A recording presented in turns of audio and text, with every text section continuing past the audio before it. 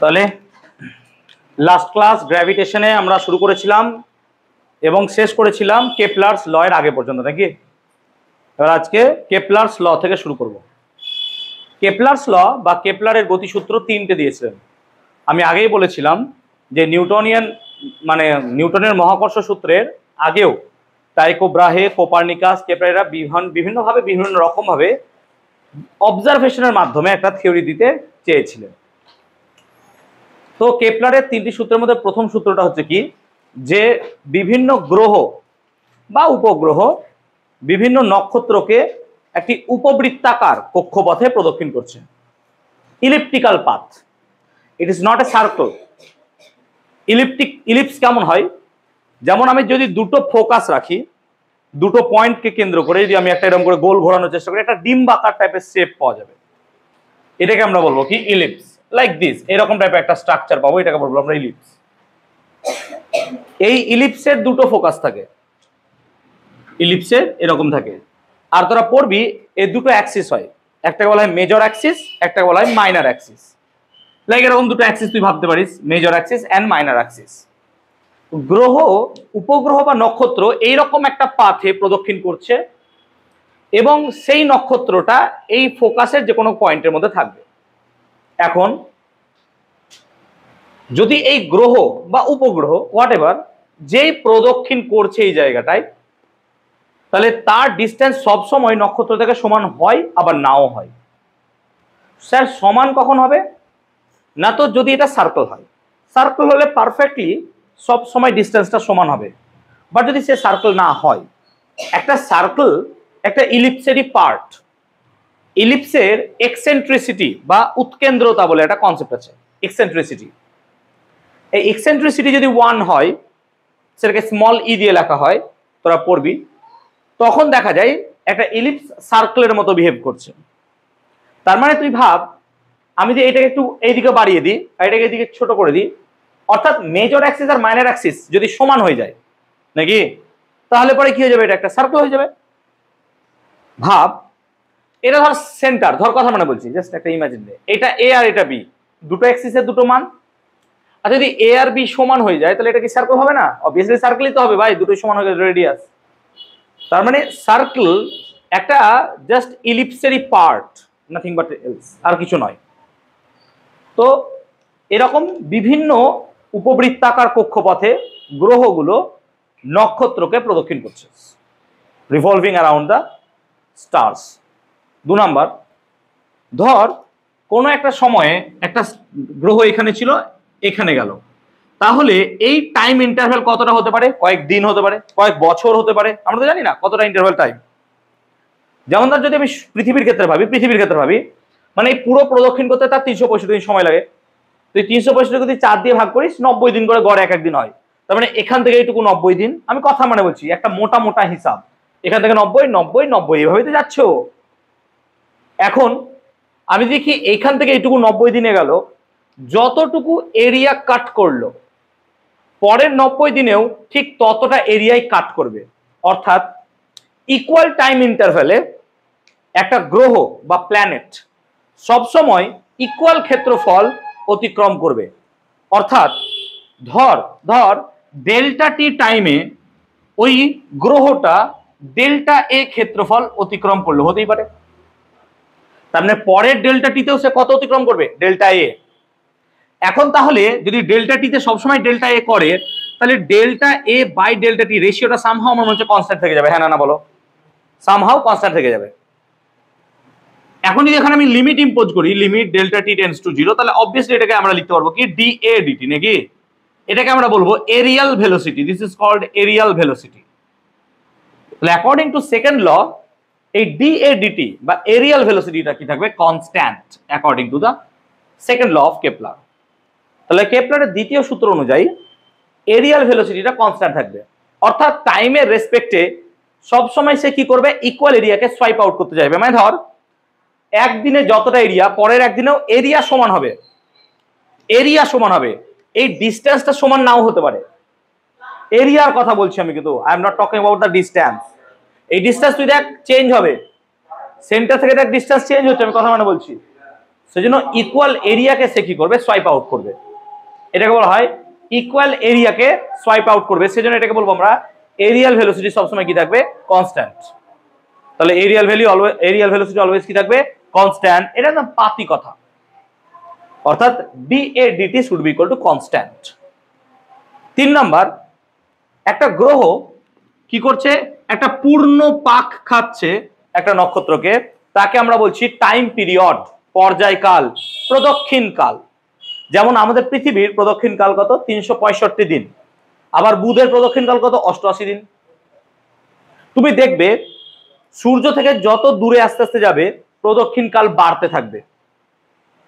সেজন্য বলা হয় যে প্রদক্ষিণ কালের বর্গ T square is proportional to R cube, where R is the distance between the star and the planet. অর্থাৎ ওই নক্ষত্র থেকে গ্রহের যে দূরত্ব তার ঘনফলের সমানুপাতিক কার সাথে, না তো প্রদক্ষিণ কালের বর্গের সাথে। এর ডাইরেক্ট ইম্প্যাক্ট কি, এক্সাম্পল দিচ্ছি, যে আমি সূর্য থেকে 15 কোটি কিলোমিটার দূরে আছি, আমি সূর্যকে ঘুরছি এক বছরে, তাহলে আমার থেকে যদি 30 কিলোমিটার দূরে থাকে, সে 1 বছরের বেশি সময়ে সূর্যকে প্রদক্ষিণ করবে। অবভিয়াসলি বুঝতে পারছো দূরে গেলে কি হবে, ওকে ঘুরতে কি লাগবে, সময় বেশি তো লাগবে ন্যাচুরালি। এটা হচ্ছে T square proportional to R cube. তাহলে ফার্স্ট ল কি ছিল, উপবৃত্তাকার কক্ষপথ, ইলিপ্টিক্যাল অরবিট। সেকেন্ড কি ছিল, এরিয়াল ভেলোসিটি কনস্ট্যান্ট। থার্ড কি হলো, T square proportional to R cube. আমি এই কনসেপ্টটা বোঝাতে পেরেছি। এরকমই একটা কনসেপ্ট আমরা এখানে চয়েস করব। কনসেপ্টটা হচ্ছে এরকম যে ধরো এটা যে কোনো একটা সান, এনি সান, যে কোনো একটা সূর্য, এরকম সূর্যকে কেন্দ্র করে ধরো উপবৃত্তাকার কক্ষপথে কোনো গ্রহ ঘুরছে, মেবি হতেই পারে যে কোনো একটা গ্রহ ঘুরছে, একটা উপবৃত্তাকার কক্ষপথে ঘুরছে। আমি পুরো পাথটাকে আঁকলাম না, খুব সহজ করার জন্য। এখন ধরো এই সান থেকে এই গ্রহটার দূরত্ব স্মল r আমি ধরলাম, ক্লিয়ার? এখন গ্রহটা যেহেতু ঘুরছে, তাহলে after delta tea time, delta টি সময় পর গ্রহটা কি করবে, সামহাও ধরো এত দূর চলে এলো, ঠিক আছে, এত দূর চলে এলো, এত দূর চলে এলো। এবার এই ডিস্টেন্সটা কত, কয়েক কোটি কিলোমিটার, নাকি 2-4 কিলোমিটার তো নয়, কয়েক কোটি কিলোমিটার। সিমিলারলি এই ডিস্টেন্সটাও কি অনেক অনেক বেশি ডিস্টেন্স। এখন ধরে নিলাম আমি এই পয়েন্টটা এর মধ্যে কত অ্যাঙ্গেল করছে, থিটা অ্যাঙ্গেল তৈরি করছে, থিটা অ্যাঙ্গেল, ঠিক আছে। থিটা না করে ডি থিটা অ্যাঙ্গেল, তাহলে সুবিধা হবে, ডেরিভেটিভে নিচে চলে আসতে পারবো। D theta angle, suppose D theta angle তৈরি করছে। ডি থিটা মানে কি, একটা অ্যাঙ্গেল, সামান্য পরিমাণ, অল্প অ্যাঙ্গেল। এখন যদি আমরা দেখি তাহলে লজিক্যালি এইখান থেকে এই আর্কের ডিস্টেন্সটা কত হওয়া উচিত, এই ডিস্টেন্সটা সামহাও হওয়া উচিত আর ডি থিটা, নাকি? Obviously sir. তাহলে এখানে ডিস্টেন্সটা হবে আর ডি থিটা। আমি যদি এখানে একটা পারপেন্ডিকুলার ড্র করার চেষ্টা করি, তাহলে যেহেতু এটা অনেক বড় ডিস্টেন্স, বা এরকম ভাবে ভাবতে পারো যে ডি থিটার মান খুব ক্ষুদ্র, ছোট মান নিয়েছি আমি, ডি থিটাকে ছোট নিয়েছি, তাহলে এই এ থেকে বি এর ডিস্টেন্স আর এ থেকে পি এর ডিস্টেন্স প্রায় সেমই হবে, নাকি? ডি থিটা যদি ক্ষুদ্র হয়, অবভিয়াসলি স্যার ডি থিটা ক্ষুদ্র হলে এ বি আর এপি এর ডিস্টেন্স প্রায় সমান হবে, প্রায় সমান। আমি এটাকে ধরছি, তার মানে এবি ইজ প্রায় ইকুয়াল টু এপি। আমি এটাকে ধরে করছি কিন্তু কাজ, যদি এটা ভুল, কিন্তু ফর সাম কনসেপ্ট আমরা এটাকে নিতে পারি যে হ্যাঁ ডি থিটা যদি খুব ছোট কোণ হয় তাহলে ইট ইজ পসিবল, এটা হতে পারে স্যার। যদি বা হবে না, তা আমরা ধরছি যে হ্যাঁ ঠিক আছে। এখন তাহলে এটাকে একটা সমকোণী ত্রিভুজ ভাবা যেতে পারে এস এ পি কে, আর সমকোণী ত্রিভুজের ক্ষেত্রফল ডিএ, ডিএ সমান কত হয়, হাফ ভূমি উচ্চতা। তাহলে হাফ ভূমি কত স্যার, না তো আর, দেখো ভূমিটা কত আর, আর উচ্চতা কত স্যার এবি, এবি না লিখলে আমি কত লিখছি এপি, এটা কি লিখতে পারবো? আর দেখো লজিক্যালি আমি বললাম এবিও যা এপিও তা, আর এবির মান কত পেয়েছিলাম আর ডি থিটা। তবে সামহাউ ডিএ সমান আমি পাচ্ছি half r into r d theta, that gives me half r square d theta. Obviously sir. এখন আমি উভয় পক্ষে যদি ডিটি টাইম দিয়ে ভাগ করি, ডিটি টাইম দিয়ে ভাগ করি, তাহলে আমি কি লিখতে পারি যে d A dt that gives me half r square d theta dt. খবরদার বলে ফেলিও না স্যার এখানে ডিটি দিয়ে ভাগ করবেন না, আরে গুণ আছে কিন্তু। হ্যাঁ, এখন ডি এ ডিটিটা মানে কি? Areal velocity. আমি কি ঠিক? অবভিয়াসলি স্যার লিখেছেন এখনই, অবভিয়াসলি স্যার এটা এরিয়াল ভেলোসিটি। আর তোমরা এই জিনিসটাকে পড়েছো সার্কুলার মোশনে, ডি থিটা ডিটি, এটাকে কি বলে? ওমেগা। তার মানে সামহাউ এটা হচ্ছে কি অ্যাঙ্গুলার ভেলোসিটি। আমি কি ঠিক? এটা হচ্ছে অ্যাঙ্গুলার বা angular velocity, obviously sir angular velocity. তাহলে সামহাউ আমি লিখতে পাচ্ছি d A dt that gives me half r square omega, কারণ ওমেগা মানে d theta dt, obviously sir omega মানে ডি থিটা ডিটি। তাই যদি হয়, এখন আমরা একটা ফর্মুলা পড়েছিলাম অ্যাঙ্গুলার মোমেন্টাম, আমরা একটা কনসেপ্ট পড়েছিলাম, লক্ষ্য করতে পারবে, অ্যাঙ্গুলার মোমেন্টাম দিয়ে।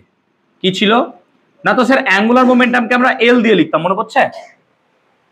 অ্যাঙ্গুলার মোমেন্টামে কি দিয়ে লিখতাম? এল দিয়ে।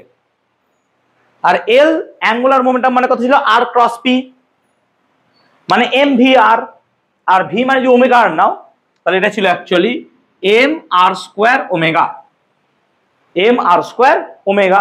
এল মানে কি করে হলো যদি মাথায় ঘটে না ঢোকে, দেখ এল ভেক্টর সমান কত ছিল?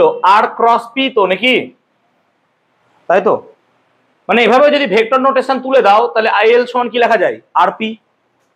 আর পি মানে কি? মোমেন্টাম এম ভি নাকি, তাহলে আর ইন্টু এম ভি। আর ভি মানে কি? ওমেগা আর, তার মানে R into M into omega R, that gives you M omega R square. দেখো তাই লিখেছি। যদি তাই হয় তাহলে আমি ইজিলি এখান থেকে দেখতে পাচ্ছি যে স্যার আর স্কোয়ার ওমেগা মানে আপনি কি লিখতে পারেন? L by M. Obviously r square by omega মানে আমি এল বাই এম লিখতে পারবো, আর স্কোয়ার ওমেগা মানে আমি এল বাই এম লিখতে পারবো, অবভিয়াসলি। আবার দেখো আর স্কোয়ার ওমেগা এই জায়গাটা আছে নাকি, তার মানে সামহাউ ডি এ ডিটি আমি লিখতে পাচ্ছি এল বাই টু এম নাকি। এবার একটা পার্টিকেল এরকম ভাবে ঘুরছে, আর সে কি করছে? অসিলেশন করছে। অসিলেশন মানে এক পাক ঘুরছে। পৃথিবী সূর্যকে কেন্দ্র করে ঘুরছে প্রত্যেক 365 দিন 5 ঘন্টা 48 মিনিট 46 সেকেন্ডে। Yes or no? Obviously. 1 second এদিক ওদিক করছে না, 1 সেকেন্ড এদিক ওদিক করছে না। তার মানে তার টাইম পিরিয়ড ফিক্সড। যদি টাইম পিরিয়ড ফিক্সড হয় তুমি এভাবে ভাবতে পারো অ্যাঙ্গুলার মোমেন্টামও কি হতে হবে? ফিক্সড। আই ওমেগা ফিক্সডই হবে ভাই। তাহলে আই ওমেগা যদি ফিক্সড হয় তাহলে এল এর মানও কি? কনস্ট্যান্ট। তার মানে অ্যাঙ্গুলার মোমেন্টাম হচ্ছে কনস্ট্যান্ট, পৃথিবীর মাস অবভিয়াসলি কনস্ট্যান্ট, আর টুও কি? কনস্ট্যান্ট। তাহলে d A dt should be equal to কি? কনস্ট্যান্ট। আর এটাই ছিল আমাদের সেকেন্ড ল, প্রুফ হয়ে গেল। তাই যদি কোশ্চেনে সেকেন্ড ল প্রুফ করতে দেয় আমাকে যে কেপলার সেকেন্ড ল প্রুফ করো, অবভিয়াসলি এই প্রুফটাই করতে হবে আমাকে। এই প্রুফটা তোমাদের এক্সাম্পলেও দেওয়া আছে, আমার এক্স্যাক্টলি মনে পড়ছে না। এক্সাম্পল দুটো জায়গাতেই প্রুফ আছে, তুমি এটাকে চয়েস করতে পারো, এক্সাম্পলটা চয়েস করতে পারো। তোমার বইও হয়তো অন্যভাবে দেওয়া আছে ডেল্টা থি দিয়ে, তোমার যে কোনো একটা চয়েস করো, কোনো নাম্বার কাটার কোনো জায়গা নেই। আমি পুরোটাকে প্রথম থেকে ডেরিভেটিভ নিয়ে নিয়েছি, ঠিক আছে? এটাকে ডি এ যদি না নিয়ে ডেল্টা এ নিতাম তাহলে কি হতো? আমাকে একটা লিমিট বসাতে হতো নাকি, লিমিট বসাতে হতো। যেমন এখানে লিখেছিলাম লিমিট বসাতে হতো, আমি লিমিট না বসিয়ে ডাইরেক্ট এটাকে বসিয়েছি, বাস। আমি আর কিছু করিনি, আমি পুরোটাকে ডিফারেন্সিয়াল আকারে নিয়ে নিয়েছি। যে ডি থিটা ডি এ এগুলো সব ডিফারেন্সিয়াল, আমি ডিফারেন্সিয়াল আকারে সব নিয়ে নিয়েছি। ক্লিয়ার? আমি এই কনসেপ্টটা ক্লিয়ার করতে পেরেছি? ওকে, তাহলে this is the proof of Kepler's second law. Kepler second law proof. Sir first law proof করলেন না কেন? ফার্স্ট ল প্রুফটা একটু বড় প্রুফ, আর আমাদের সিলেবাসে নেই। ফার্স্ট ল প্রুফ করতে গেলে আমাদেরকে সেন্ট্রাল ফোর্স সম্বন্ধে জানতে হবে। সেন্ট্রাল ফোর্স কাকে বলে? না তো এমন একটা ফোর্স যে শুধুমাত্র ডিস্ট্যান্সের উপর নির্ভর করবে এবং দুটো পার্টিকেলের মধ্যে সংযোজককারী সরল রেখার উপর নির্ভর করবে। মানে গ্র্যাভিটেশনাল ফোর্স আমরা কি দেখছিলাম? দুটো পার্টিকেলের সংযোজক রেখা বরাবর কাজ করছিল, তাই না? এটাও তাই কাজ করবে। তার মানে সেন্ট্রাল ফোর্সের কনসেপ্ট হচ্ছে ডিস্টেন্সের উপর নির্ভর করবে, আর কি হবে? টুয়ার্ডস মানে কি? অ্যাওয়ে অর ই, ওদের সংযোজক রেখা বরাবর কাজ করবে। আচ্ছা, এইরকম একটা ফোর্স কি গ্র্যাভিটেশনাল ফোর্স? Obviously sir. তাই gravitational force is kind of a central force. এই সেন্ট্রাল ফোর্সের কনসেপ্টকে কাজে লাগিয়ে আমরা ফার্স্ট লকে প্রুভ করতে পারি, কিন্তু ওটা গ্র্যাজুয়েশনে আছে। আমরা যখন ফিজিক্সে পড়বো আমাদের দেখবে আছে, আমাদের 11-এ দেয়নি সেই প্রুফটা, সেই জন্য আমরা করবো না। আমরা থার্ড লতে যাব। তাহলে সেকেন্ড ল প্রুফ করলাম। যদি কারো কোনো সমস্যা হয় আমাকে বলতে পারো যে স্যার হ্যাঁ এটা অসুবিধা হয়েছে। আমি থার্ড লতে যাচ্ছি। এল অ্যাঙ্গুলার মোমেন্টাম কনস্ট্যান্ট। হ্যাঁ তো এখন ঘুরছে তো কনস্ট্যান্ট থাকবে না, সার্কুলার মোশন তো অ্যাঙ্গুলার মোমেন্টাম কনস্ট্যান্ট থাকবে। আমি ক্লিয়ার করাতে পেরেছি সবাইকে? ক্লিয়ার হয়েছে? ওকে।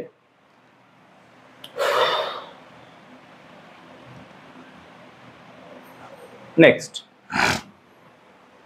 ভাবো যে কোনো একটা সান, একটা নক্ষত্র, স্টার, যে কোনো একটা স্টার, আর এখানে যে কোনো একটা প্ল্যানেট আছে, সে এনি প্ল্যানেট পি, তুমি তোমার পৃথিবীকেই ভাবতে পারো। আর এদের মধ্যে ডিস্টেন্স কত না, তো স্যার ডিস্টেন্সটা আমি ধরে নিলাম স্মল আর, আমি তো জানি না কত। আচ্ছা এটা কিরকম গোল গোল ঘুরছে? ইয়েস অবভিয়াসলি, আমি বাকিগুলো আঁকিনি ভাই, বেকার এঁকে কি করবো শুধু শুধু।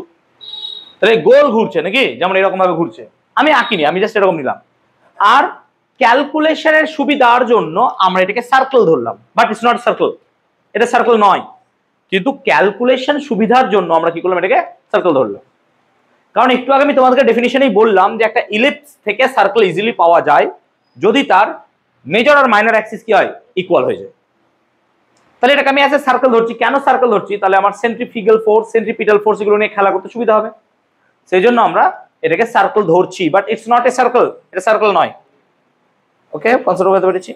তাহলে এরকমই একটা গ্রহ, প্ল্যানেট, সে কিনা সূর্যের চারিদিকে ঘুরছে, কোনো একটা নক্ষত্রের চারিদিকে, তার মধ্যে দূরত্ব স্মল আর, তাহলে নিশ্চয়ই এর মাস অনেক বেশি হবে, কারণ একে কেন্দ্র করে ঘুরছে।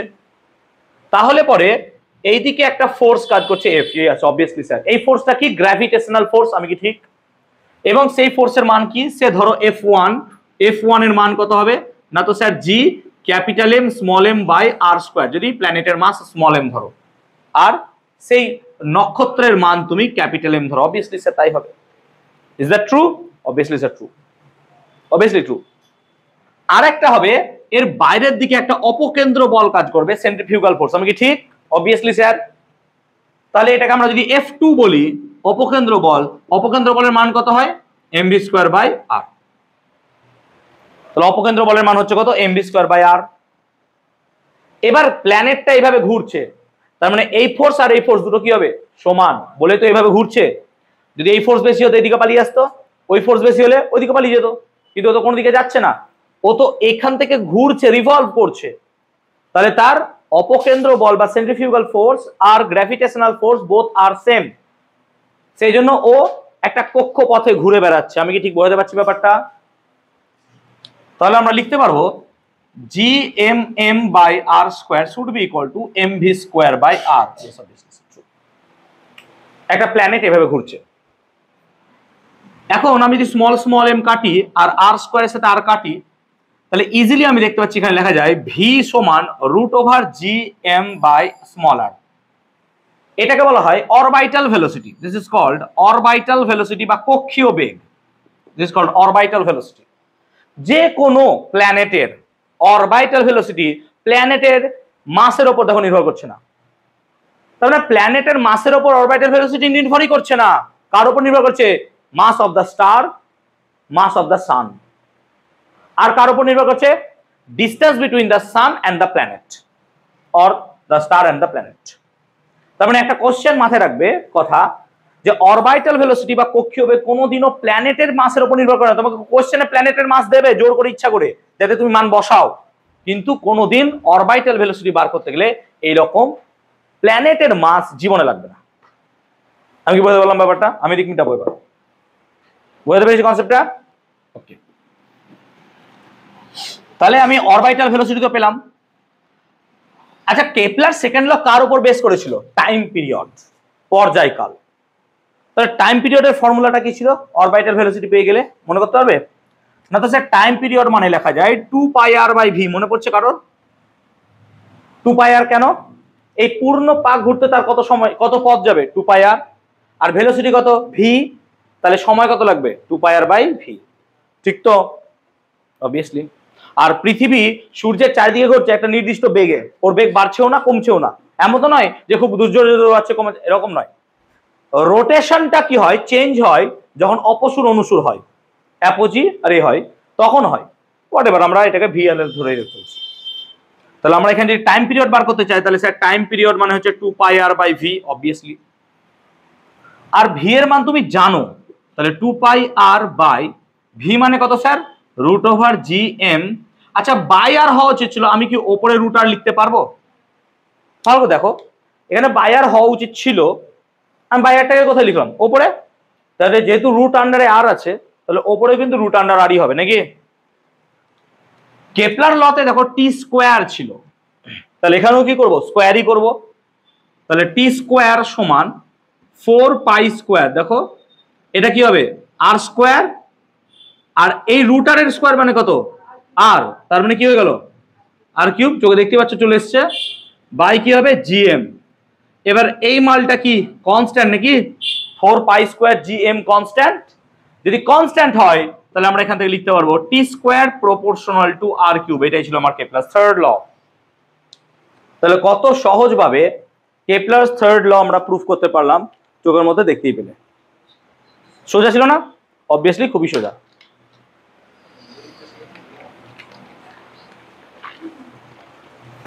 তাহলে কেপলারস থার্ড ল আমরা বুঝতে পারলাম যে কি করে প্রুফ করা যায়।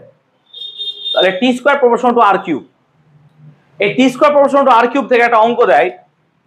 ফর্মুলাটা এরকম লাগাই আমরা, t1/t2 তার স্কোয়ার সমান r1³ / r2³। এই ফর্মুলা দিয়ে, কারণ প্রপোর্শনাল হলে নিশ্চয়ই এটা লেখা যায়। তোমাকে কি করবে? পৃথিবীর টাইম পিরিয়ড, পৃথিবীর দূরত্ব দিয়ে দিল, অন্য একটা গ্রহের দূরত্ব দিয়ে দিল, তার টাইম পিরিয়ড বার করো। বুঝতে পারলে ব্যাপারটা? এইরকম ভাবে অঙ্ক অনেক সময় দেয়, আগে দিয়ে এসছে, না দেওয়ার তো কোনো ব্যাপার নাই, দিতেই পারে। এবার কোন স্কুল কি কোয়েশ্চেন করবে না করবে সেটা বলা খুব মুশকিল ভাই। সো সেক্ষেত্রে আমি একদমই বলতে পারবো না। তো আমরা চেষ্টা করবো সব রকম পড়ে যাওয়া, সেগুলো করা, ঠিক আছে?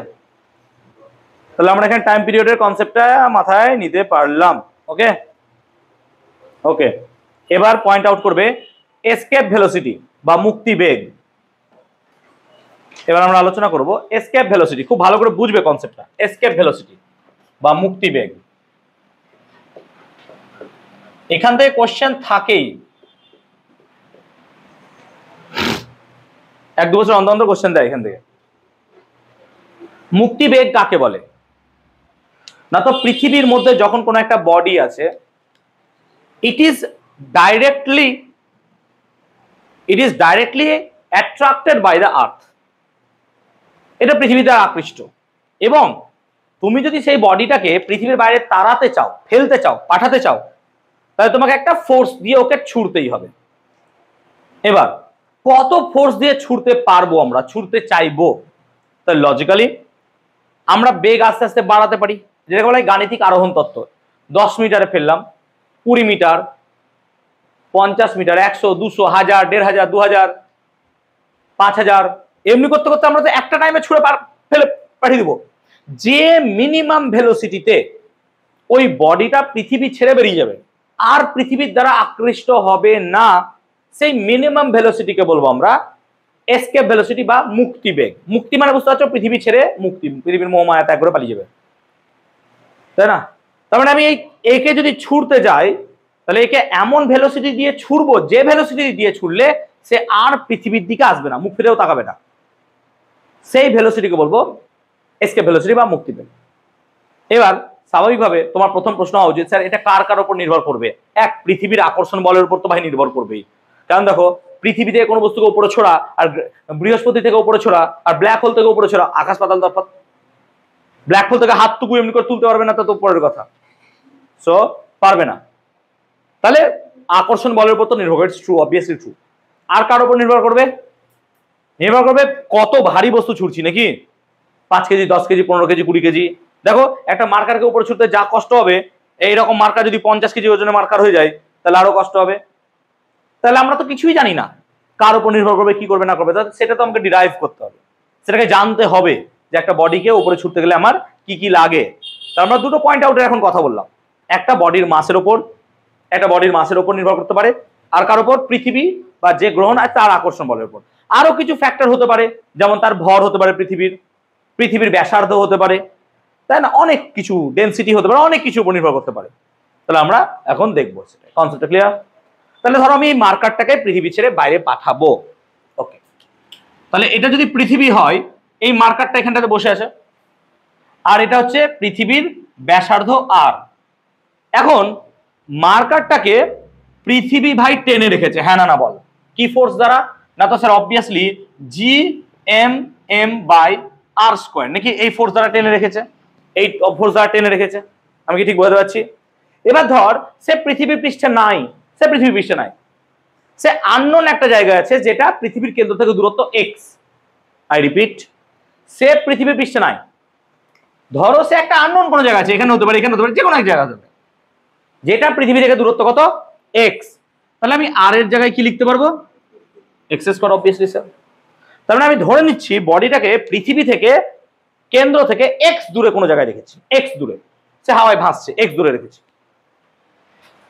আমি যদি তাকে আরো ডিএক্স পরিমাণ সরাতে চাই ওপরে, তাহলে আমাকে একটা কার্য করতে হবে, ইয়েস অর নো?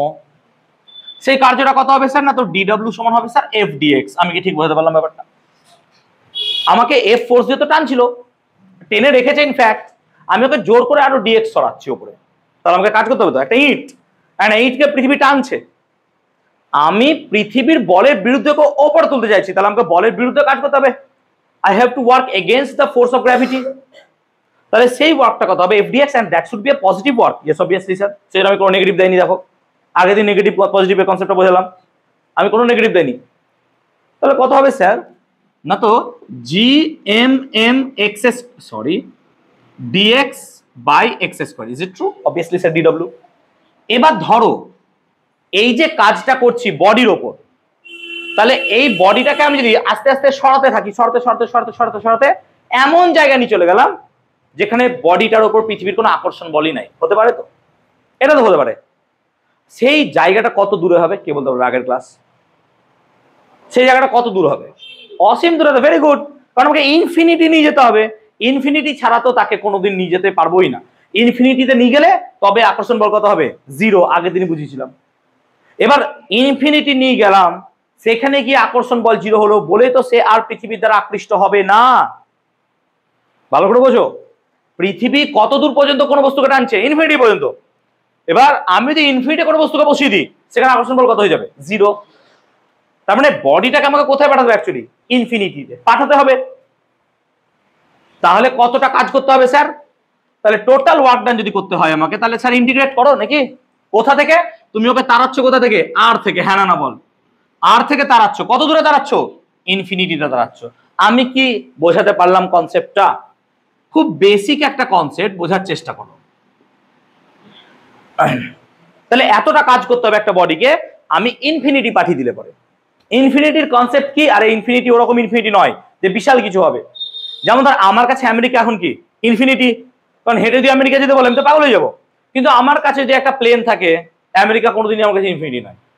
প্লেনে কতক্ষণ লাগবে? 6 ঘন্টা, 8 ঘন্টা, 10 ঘন্টা, 12 ঘন্টা, আমি জানি না কতটা, যাইনি কোনোদিনও, তো তত চলে যাবো। তাহলে ইনফিনিটি ওরকম নয়। আমার কাছে যদি একটা পিঁপড়ে থাকে, আর পিঁপড়েকে আমি এখানে ছেড়ে দিলাম, দিয়ে বললাম যে তুই বেলঘড়িয়া স্টেশন যা, ওর কাছে ইনফিনিটি।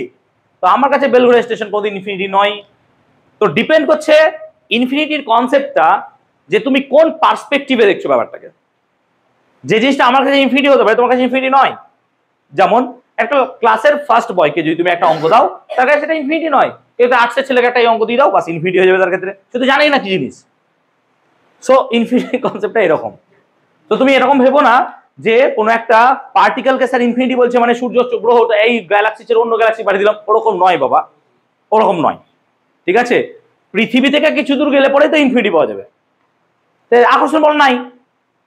যেমন ট্রপোস্ফিয়ারে প্রচুর গ্যাস আছে, ট্রপোস্ফিয়ারের পর স্ট্র্যাটোস্ফিয়ারে উঠতে গেলে তো গ্যাস নাই আর, কতটুকু হালকা লেয়ার।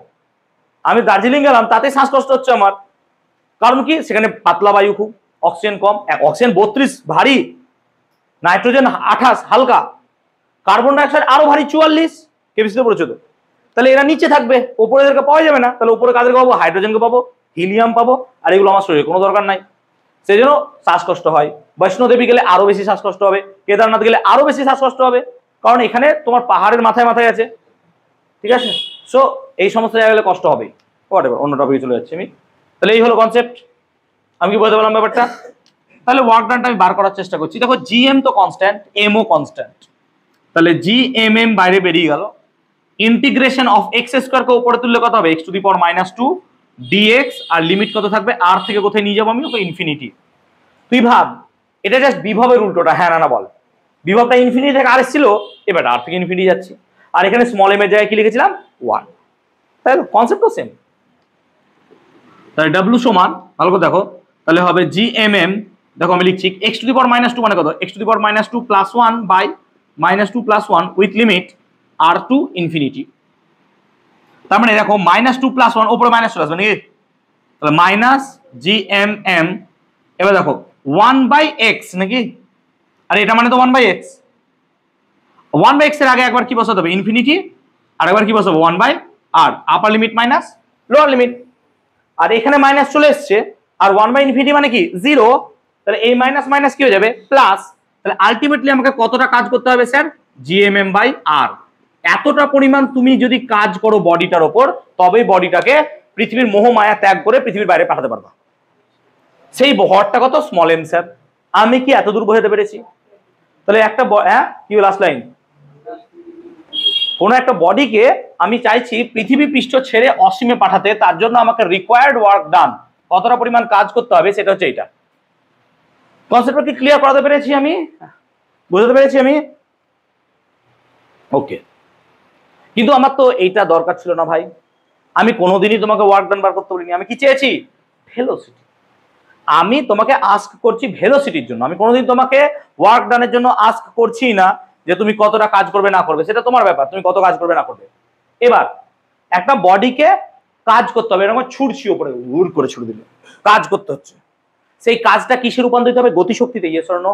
কারণ ওর মধ্যে তো ভেলোসিটি গেইন করবে, যখন একটা বডিকে ছুড়ে দেবো তার মধ্যে কি গেইন করবে, ভেলোসিটি। তাহলে সেই বডিটা যার উপর আমি কাজ করছি, ধরো তুমি এখানে দাঁড়িয়ে তোমাকে পেছনে একটা লাথি মারলাম, আমি কি করবে তুমি, আমি কাজ করলাম তো, সেই কাজটা কিসে রূপান্তরিত হয়ে গেল, গতিশক্তিতে। তার মানে obviously W should be equal to কত, হাফ এম ভি স্কোয়ার, এবং এই ভিটাকে কি লিখবো, এসকেপ ভেলোসিটি ভিই, কেন, কারণ ওকে তাড়াচ্ছি তো আমরা, ওকে তো তাড়াচ্ছি। তো লজিক্যালি তুমি যদি দেখো তাহলে ডাব্লিউর মান বসাও, G M M by r সমান half m v e square, small m কাটলো, ভিই সমান √2gm/r। আমি কি ঠিক লিখলাম এত দূর পর্যন্ত? আর আগের দিন একটা ফর্মুলা বলেছিলাম যে জি আর স্কোয়ার সমান কত হয়, জিএম, এটা বারবার কাজে লাগাবো। দেখো জিএম চলে এসছে, জিএম মানে কি হবে তাহলে জি আর স্কোয়ার, তাহলে এসকেপ ভেলোসিটি সমান √2gr²/r, তাহলে এসকেপ ভেলোসিটি মানে √2gr, এইটা হচ্ছে আমার কনসেপ্ট। তাহলে আমি এবার আলোচনায় আসি। আমরা বলেছিলাম এসকেপ ভেলোসিটি নির্ভর করবে পৃথিবীর আকর্ষণের উপর, অবভিয়াসলি জি এর উপর নির্ভর করছে, কিন্তু আমি একটা ভুল বলেছিলাম, ইচ্ছা করে বলেছি যদিও বা, মাসের উপর, দেখো মাসের উপর নির্ভর করছে। তার মানে এই মার্কারকে পৃথিবীর মোহমায়া ত্যাগ করতে যতটা ভেলোসিটি দিতে হবে, আমি যদি সমৃদ্ধ উপরে ছুটতে চাই সেম ভেলোসিটি দিতে হবে। তার মানে কোনো ভেলোসিটি মাসের উপর নির্ভরই করবে না, অর্থাৎ তুমি 5 কেজি 5 গ্রাম 5 টন যাই বস্তু উপরে ফেলো, তোমার ভেলোসিটির মানটা সেম। তুমি বলবে তাহলে স্যার কাজ কি সেম হবে, আবে কাজ কোনোদিন সেম হয়, কাজ তো তোমাকে বেশি করতে হবে, কারণ কাজ মানে কত, হাফ এম ভি স্কোয়ার, তখন তো এম যুক্ত হবে, ভেলোসিটি একই লাগবে। মানে পৃথিবী সবাইকে সমান চোখে দেখে, মানে তোমাকে পৃথিবী ছেড়ে ছাড়তে হলে যা লাগবে ওকেও সেম, সব জায়গায় সেম।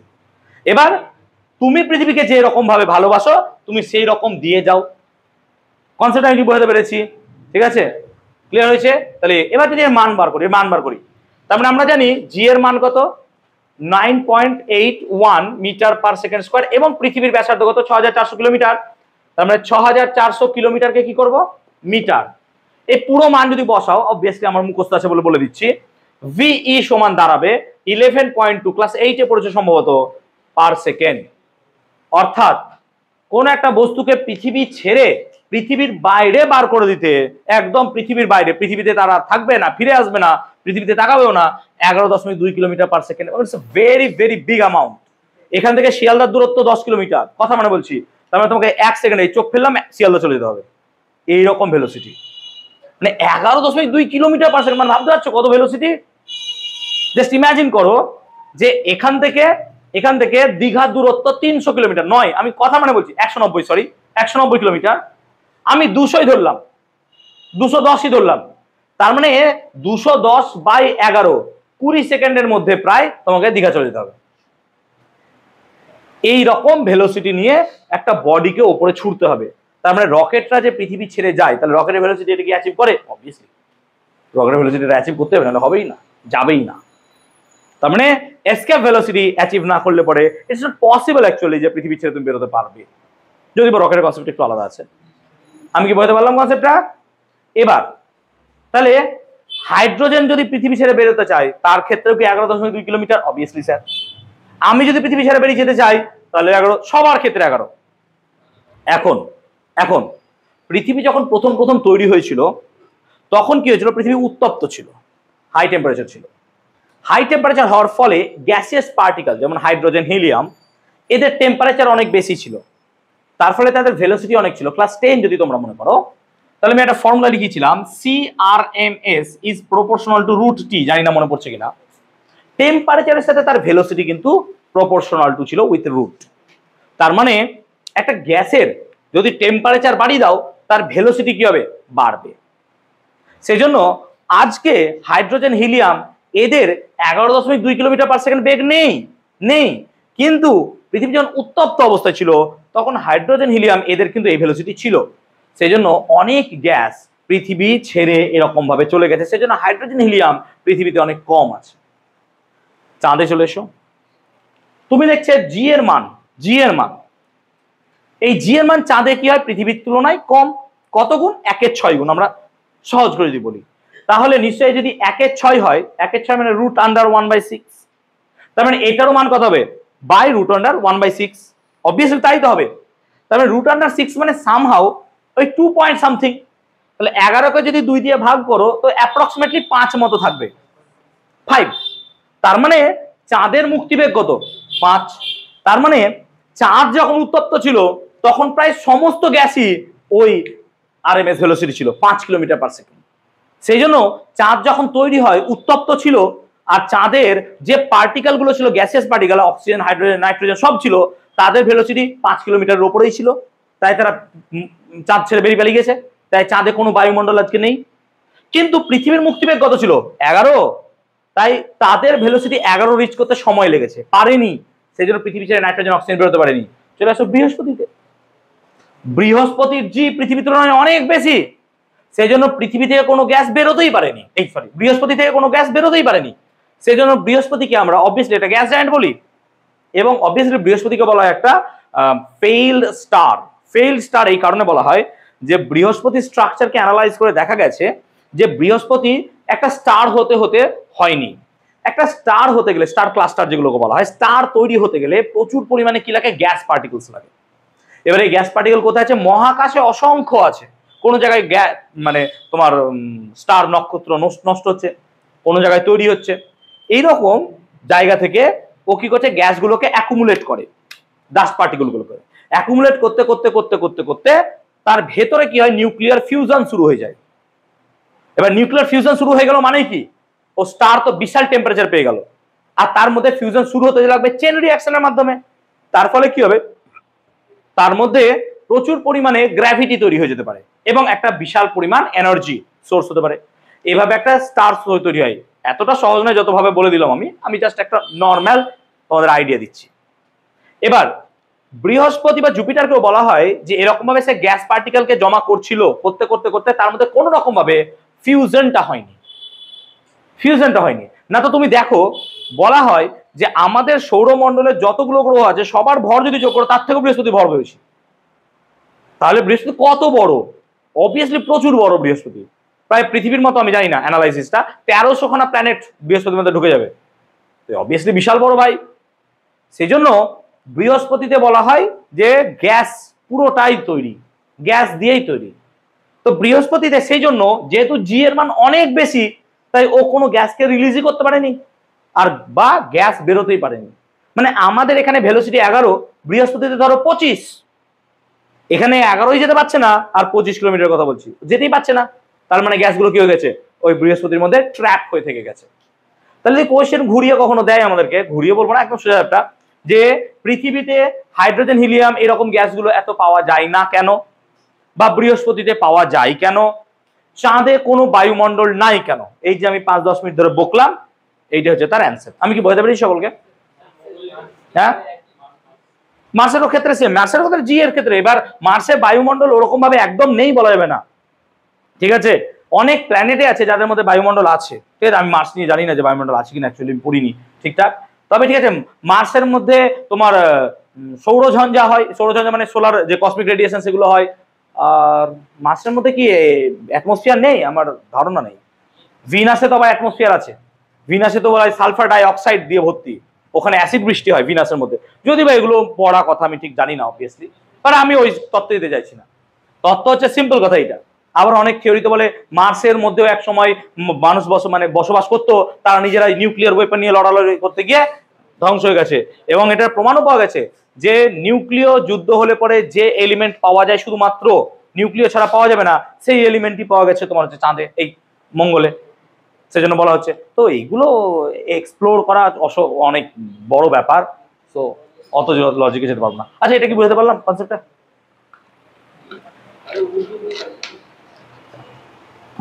চলো নেক্সট টপিক লেখো। এবার আর্টিফিশিয়াল স্যাটেলাইট, কৃত্রিম উপগ্রহ। এটা বুঝতে পারলাম আশা করি সকলকে। আর্টিফিশিয়াল স্যাটেলাইট,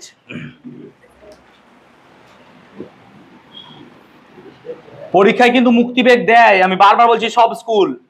মুক্তিবেগ কিন্তু তাদের খুব পছন্দের একটা টপিক, বুঝতে পারছো কেন? এতক্ষণ ধরে বোঝালাম আমি, তাই গেস তোমাদের মাথায় ঢুকেছে মুক্তিবেগ। ওকে বাবু, বুঝতে পেরেছো? ওকে,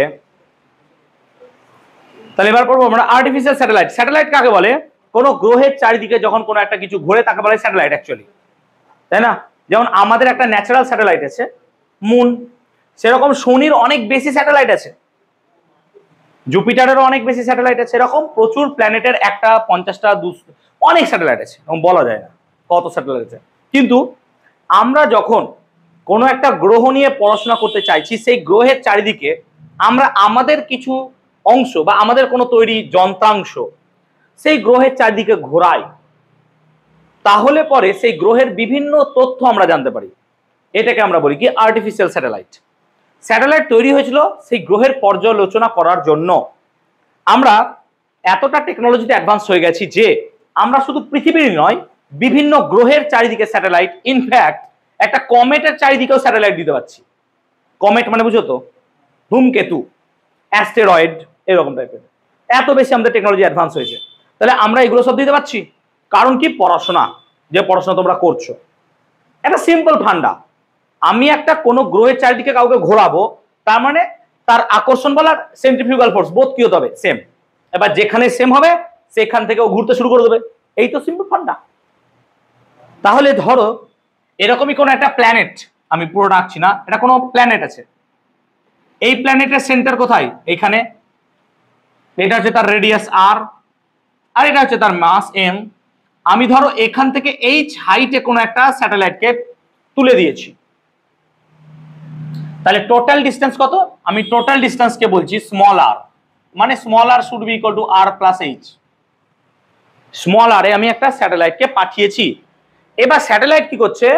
অবভিয়াসলি একে কেন্দ্র করে ঘুরছে। তো যদি স্যাটেলাইট ঘোরে, তাহলে এই স্যাটেলাইটকে এই প্ল্যানেট টানছে কোন বল দ্বারা? জি এম এম বাই কত? আর স্কোয়ার। আর স্যাটেলাইটটারও একটা অপকেন্দ্র বল এম ভি স্কোয়ার বাই আর কাজ করছে। Obviously sir true, yes sir true. এবং এই দুটোকে ইকুয়েট করতেই হবে আমাকে, যদি সেই বডিটা ওই কেন্দ্রে ঘুরে বেড়ায়।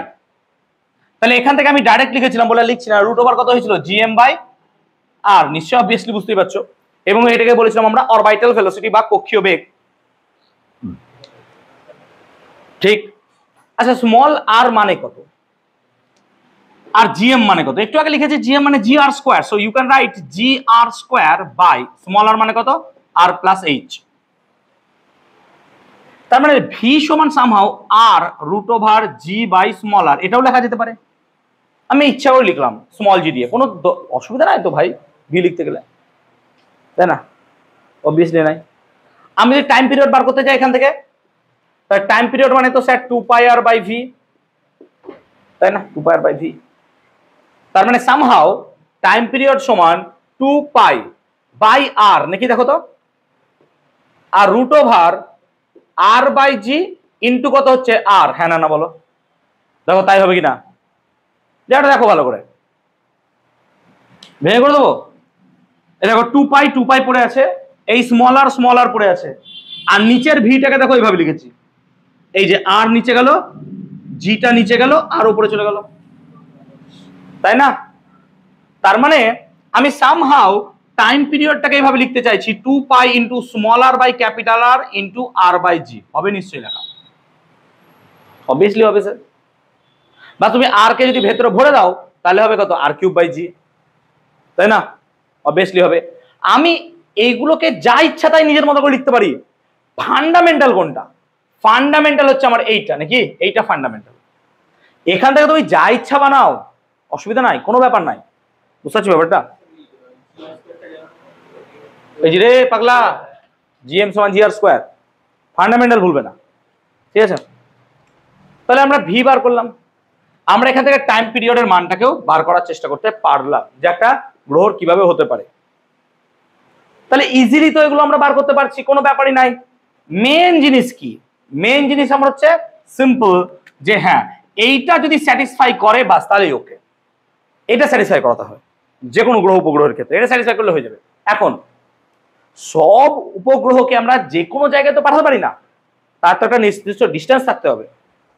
এর ওপর ভিত্তি করে আমরা স্যাটেলাইটকে অনেক রকম ভাগে ভাগ করি, যেমন একটা হচ্ছে পার্কিং স্যাটেলাইট।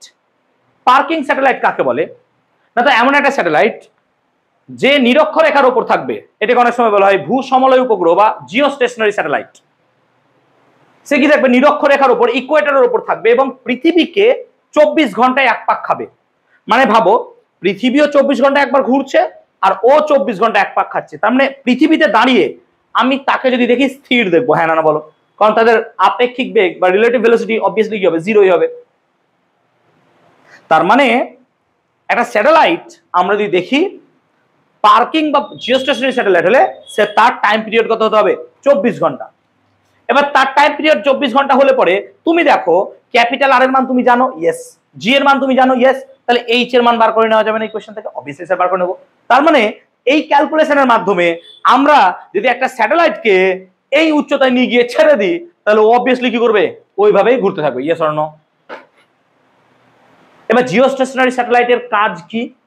জিওস্টেশনারি স্যাটেলাইট আমাদের আবহাওয়ার পূর্বাভাস দেয়। জিওস্টেশনারি স্যাটেলাইট আমাদের কি হয়? বিভিন্ন রকম কমিউনিকেশন কাজে, সব রকম কাজে লাগে। স্যাটেলাইট ছাড়া পৃথিবী আর চলবেই না।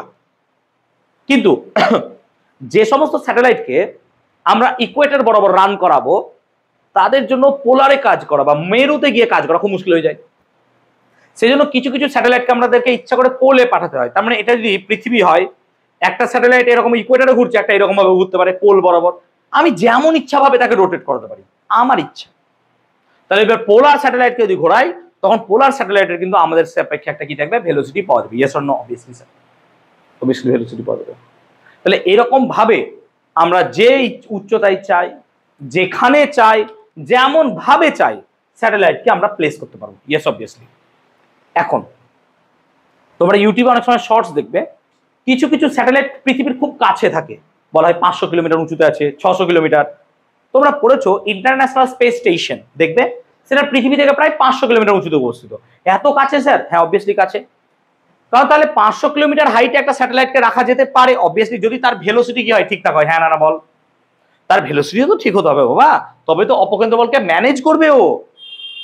তার মানে যে যত কাছে থাকবে তাকে স্পিডে ঘুরতে হবে, হ্যাঁ না বল? দেখ অবভিয়াসলি তাই হতে হবে। যে আর এর মান যার যত কমবে ভি এর মান তত কি হবে? বাড়তে থাকতে হবে। কারণ এই ব্যাটা তো কনস্ট্যান্ট, এ তো এইভাবে টানছে ওকে।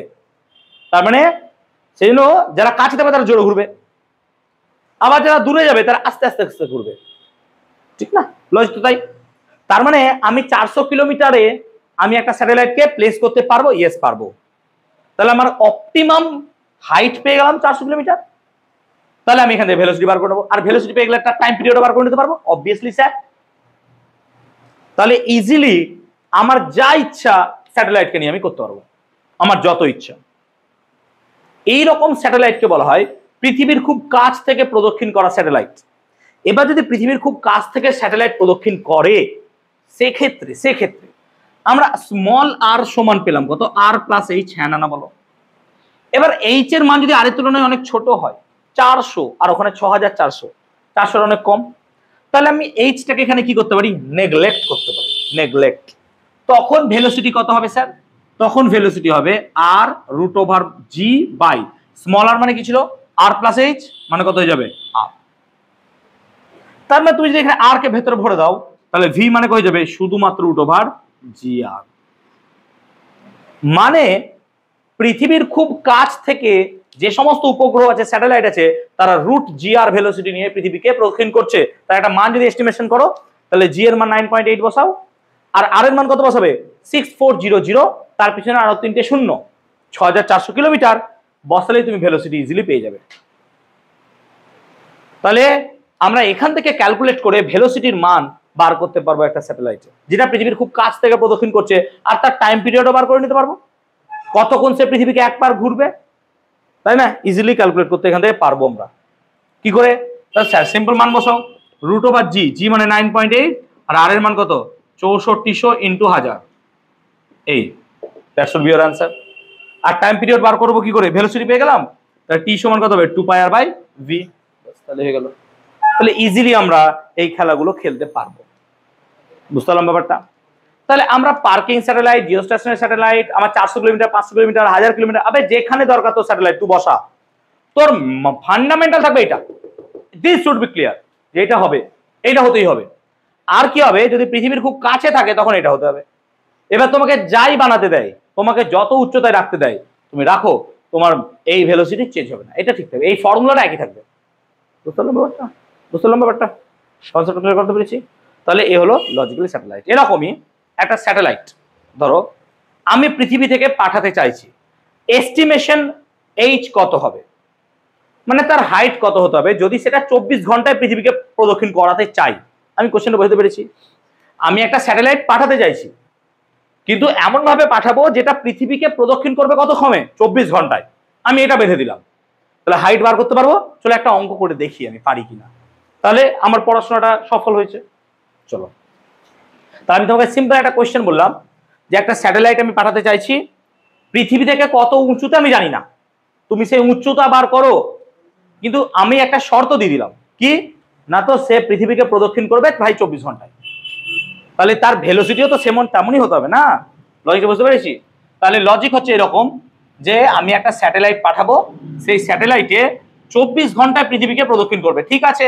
তাহলে যারা 24 ঘন্টায় পৃথিবীকে প্রদক্ষিণ করে তাদেরকে কি বলে স্যাটেলাইট, এখনই বললাম, বলো জিওস্টেশনারি স্যাটেলাইট, অবভিয়াসলি জিওস্টেশনারি, তাহলে এটা একটা জিওস্টেশনারি স্যাটেলাইট হবে। চলো এটাকে বার করবো এবার, ঠিক আছে। তাহলে ফান্ডটা তো সেম নাকি, ফান্ডটা তো সেম, তাহলে আমি এখানে যদি ভি পেয়ে যাই, তাহলে স্যার আপনি টাইম পিরিয়ড বার করে নিতে পারবেন। ইয়েস, টাইম পিরিয়ড কত হবে স্যার, না তো 2 পাই আর বাই ভি, আমি কি ঠিক বলছি, অবভিয়াসলি স্যার সেম জিনিস। তাহলে 2 pi small r by v মানে কত, রুট ওভার জি এম, আর উপরে কত যাবে রুট আর। আচ্ছা, রুট গুলো তুলে দিলে আমি এখানে কি করতে পারি, স্কোয়ার। এই ক্যালকুলেটর বার করবি কেউ একজন, এনেছিস কেউ, কেউ আনিস নি, এনেছিস বার করিস। টি স্কোয়ার সমান এত গুণ করতে পারবো না, আমি পাগল হয়েছি, 4 pi square by G M into r cube, ঠিক। এবার আমি বার করতে চাইছি কি বলতো, হাইট নাকি, আর স্মল আর মানে কত, ক্যাপিটাল আর প্লাস এইচ। তাহলে এক কাজ করি আমরা আর কিউবটাকে বার করি। তাহলে আর কিউব বার করে কি করতে হবে, G M T square by 4 pi square, চলো এটা বার করা আগে। তাহলে জি এর মান কত তোরা জানিস, 6.67, ওই তুই বসাতে থাকিস, ক্যালকুলেটরে কেউ একজন বসা, 10^11 মাস। তাহলে পৃথিবীর মাস কত, আমি অ্যাপ্রক্স বলছি, অ্যাপ্রক্স কত, 6 ইন্টু 10^24, এটা হচ্ছে পৃথিবীর মাস, ওই তো ঠিক তো। আচ্ছা, টি স্কোয়ার মানে কত হবে, পৃথিবীর প্রদক্ষিণ, তার মানে হবে 24 ঘন্টা, ঘন্টার সাথে কত গুণ করবো 3600, তার স্কোয়ার, ইন্দ্র পাগল হয়ে গেছে দেখে নাকি, বাই কত 4 পাই স্কোয়ার। আমি চাইবো এটার মান কত হবে বার করতে,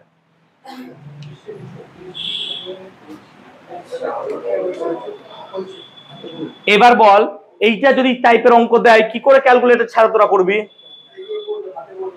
তো করবি আরে এমসিকিউ এ ক্যালকুলেটর ছাড়া মানা যায়, বড় বড় অঙ্কে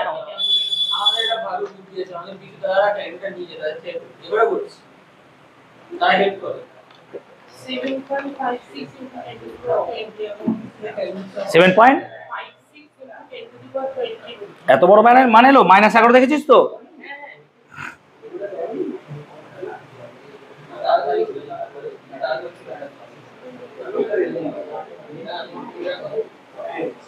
এই আসতে ঠিক আছে। এবার তাহলে কিউব রুট করো। এই দেখো কিউব রুট করো, কিউব রুট জানিস তো করতে, কিউব রুট করো। তাহলে আর এর মান বার করো কিউব রুট করে।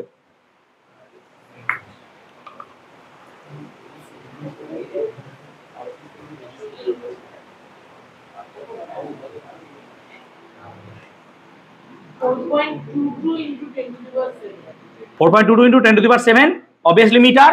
আচ্ছা মিটারকে কিলোমিটার করলে 10⁴ চলে আসবে, ঠিক? তার মানে আমি আর এর মান লিখছি 4.22, আরো কিছু ডিজিট আছে বলতে পারিস? 97 ইন্টু 10⁴ কিলোমিটার। আর স্মল আর মানে কত রে ভাই? Capital R plus H. তাহলে ক্যাপিটাল আর প্লাস এইচ সমান, আচ্ছা এটাকে এদিকে ভরে দে, তাহলে 42297 হয়ে যাবে নাকি কিলোমিটার। আর আর এর মান তুই জানিস 6400। তাহলে আর এর মান যেহেতু 6400 জানিস, তাহলে এর সাথে 6400 বাদ দিয়ে দে। 42297 মাইনাস 6400 কত অ্যান্সার আসছে দেখ? 36000 অ্যাপ্রক্স নাকি 35900 সামথিং, 35897, মানে প্রায় কত 36000 কিলোমিটার। তার মানে 36000 কিলোমিটার উঁচুতে রাখতে হবে সেই স্যাটেলাইটকে, যে স্যাটেলাইট 24 ঘন্টা পৃথিবীকে প্রদক্ষিণ করবে। দেখ তো আমি কি করলাম, কিছু করলাম? এবার তোকে 24 ঘন্টা বলতে হলো, 12 ঘন্টা বলবে, 6 ঘন্টা, 8 ঘন্টা, তুই যা বলবে তুই কর না, ফর্মুলা তো সেম তোর। আমি কি ক্লিয়ার করতে পেরেছি? কনসেপ্টটা বুঝতে পেরেছি? এটা কিন্তু পরীক্ষায় দেয়, এটা পরীক্ষায় দেয়, এটা বইয়েও আছে যে ভূসমলয় উপগ্রহ পৃথিবী থেকে স্থাপন করতে গেলে পৃথিবী পৃষ্ঠ থেকে কত উঁচুতে তাকে রাখতে হবে? প্রায় 36000 কিলোমিটার। That's your answer. এটা তোমাদের বইয়ের পেজ নম্বরে আছে, দেখবে তোমার হচ্ছে এটা 450, এই বই তো 450 দেখছি, ঠিক আছে? হ্যাঁ এই বই আমি না, এটা আমার পুরনো বই, তোদের বইয়ের সাথে নাও মিলতে পারে। আচ্ছা পয়েন্ট হচ্ছে তোদের এটা যে ভূসমলয় উপগ্রহের মানে উচ্চতা কত। আচ্ছা উচ্চতা পেয়ে গেলাম, আমরা কি ভেলোসিটি বার করতে পারবো? তাহলে তাহলে অবভিয়াসলি √gm/r, বা আমরা এখান থেকে বার করতে পারি t = 2πr/v। আরো সহজ হয়ে যাবে। দেখ ভেলোসিটিটা বার করতো, কত বেগে ছুটবে। দেখ না রে পাগলা, এগুলো খেলা করতে ভালো লাগে। দেখ t সমান কত 2πr/v হলো তো, আর t মানে কত বল? 24 ঘন্টা 3600, তাহলে 24 × 3600 এটা হচ্ছে টাইম। আর 2π × স্মল আর এর মানে দেখ এইটা নাকি 4.22 × 10⁷, আর v, চলো v বার করো এবার কত হচ্ছে দেখো, বসাও। ওই এইসব ক্যালকুলেশনে ভয় পেলে হবে? ক্যালকুলেটর ছাড়া হবে না, বললাম তো ভাই, আমি প্রথমে বলেছি হবে না, এগুলো কিছু করার নাই, বাদ দিয়ে দিবি। পর্ষদকে বলবি আপনি জানেন কি এগুলো ক্যালকুলেশন হয় নাকি, সম্ভব না, মুখস্থ করে যাবি। ঘন্টা না কিলোমিটার/সেকেন্ড কর। আচ্ছা কত এলো অ্যান্সার বল আমাকে? দাঁড়া 3068 মিটার/সেকেন্ড ছেড়ে দে, কিলোমিটার করলে কত হবে তাহলে? 3.069068 কিলোমিটার/সেকেন্ড, মানে সে 3 কিলোমিটার/সেকেন্ড বেগে ছুটবে। তার মানে তুই ভাব, আমি তো কম্পেয়ার করছি, ভালো করে বোঝ, আমি কম্পেয়ার করে দেখাচ্ছি। তাহলে আমি একটা কনসেপ্ট এখানে বার করলাম, কি করলাম?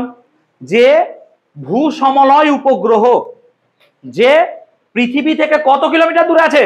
36000 কিলোমিটার, তার বেগ কত বেরোলো? প্রায় 3 কিলোমিটার/সেকেন্ড। আর একটু আগে আমরা একটা কনসেপ্ট নিয়েছিলাম, পৃথিবীর খুব কাছ থেকে প্রদক্ষিণ করা একটা কি উপগ্রহ। এবার তার ভেলোসিটি বার করি, পারবো বার করতে? চল করি। দেখ তাহলে পৃথিবীর খুব কাছে মানে সেটা 400-500 কিলোমিটারই তো হবে। We are talking about 36000 kilometre. আর আমি এখন কথা বলছি কার? 400-500 কিলোমিটার, মানে চোখ থেকে এরকম হাত দিলে দেখা যাবে এরকম টাইপের কনসেপ্ট। 36,000 কিলোমিটার কোথায় 400 কিলোমিটার? ক্লিয়ার? কনসেপ্ট তো সেম ভাই, কনসেপ্ট তো সেম। আমি তার ভেলোসিটি বার করতে চাইছি, তো ভেলোসিটি কি এইটা? Obviously √gm/r। এবার আর এর জায়গায় কি লিখেছিলাম? ক্যাপিটাল আর, মনে পড়ছে? তাহলে আমি এটা পুরোটাকে মিটিয়ে দিতে পারি এখন। যারা পৃথিবীর খুব কাছে থাকবে, মনে কর সেখানে r প্লাস এইচ এর মান আমি কি লিখেছিলাম? Sorry, capital R plus H এর মান কি লিখেছিলাম? প্রায় r, তাই না? একটু আগে বলেছিলাম। এবং তোরা মনে করতে পারিস ভি এর মান কত লিখেছিলাম, তাই না? চল মান বসা এবার। জি এর মান কত? 9.8, আর আর এর মান কত? 6400 ইন্টু 1000। চলো ভি এর মান কত হচ্ছে দেখো। তাহলে কথাই মিলে যাচ্ছে কিনা দেখ, যে আমি ভাও বকছি না এখানে, বাই মিনস অফ ক্যালকুলেশন সেই জিনিসও আসছে আমার। দাদা ও আছে তো, একদম ঠিক কারেক্ট এসছে, 7919। আচ্ছা বাদ দিয়ে দিলাম, মিটার পার সেকেন্ড। তার মানে 1 2 3 কত আসছে? প্রায় 7 পয়েন্ট, মানে 8 নাকি? বাদ দে, 7.919 কিলোমিটার পার সেকেন্ড। দেখ এর ভেলোসিটি 3 আর এর ভেলোসিটি কত? 7, দুগুণের বেশি হয়ে গেছে। তার মানে কি বলেছিলাম? যে যত কাছে থাকবে তার ভেলোসিটি কি হবে? বেশি। যে যত দূরে থাকবে তার ভেলোসিটি কি? দেখ মিলে যাচ্ছে। দেখ কথাটা বলেছিলাম, আমি ম্যাথমেটিক্যালি সেটাকে প্রুভ করে দেখালাম। আমি কি বুঝতে পারছি ব্যাপারটা? তাহলে এই যে পড়াশোনা করলাম এইটুকু, আমি কিছুই না, শুধু এইটুকু জিনিস, এর ওপর বেস করে আমি পুরো জিনিসটাকে নামালাম। ট্রু না কি বল তোরা বল? অবভিয়াসলি এটাই, যে কোনো একটা পার্টিকেল বা কোনো একটা উপগ্রহ কোনো গ্রহকে কেন্দ্র করে ঘুরবে, আবে সে তো নিয়ন্ত্রণ করবো আমি ওকে 400-তে পাঠাবো, 500 কিলোমিটার পাঠাবো না কত? আমি যদি বলে দিই আমি একটা উপগ্রহকে 5 কিলোমিটার পার সেকেন্ড বেগে ঘোরাতে চাই, তুমি হাইট বার করতে পারবি না? এই তো ফর্মুলা ভাই, এই তো ফর্মুলা। শুধু এখানে √gr লেখা যাবে না, তখন এইটা লিখতে হবে নাকি? ঠিক তো? এখানে কত বসবো? 5 কিলোমিটার মানে 5000 মিটার পার সেকেন্ড। জি এর মান জানো, সেই গ্রহের ভর জানো, ক্যাপিটাল আর জানো, চলো এইচ বার করে নাও, বাস অঙ্ক শেষ, খতম। তো এই টাইপের সোজা সোজা অঙ্ক অনেক সময় আসে পরীক্ষায়, ঠিক আছে? হ্যাঁ এগুলো সোজা সোজাই বাবা, ঠিক আছে? আমি কি বলতে পারলাম পুরো জিনিসটা? স্যাটেলাইট নিয়ে খেলা বুঝতে পারলাম। কি হয়েছে বাবা, এত চিল্লাচ্ছ কেন? কি হয়েছে? এই কি হয়েছে, কিছু বলবে? বুঝতে পেরেছিস বাবা?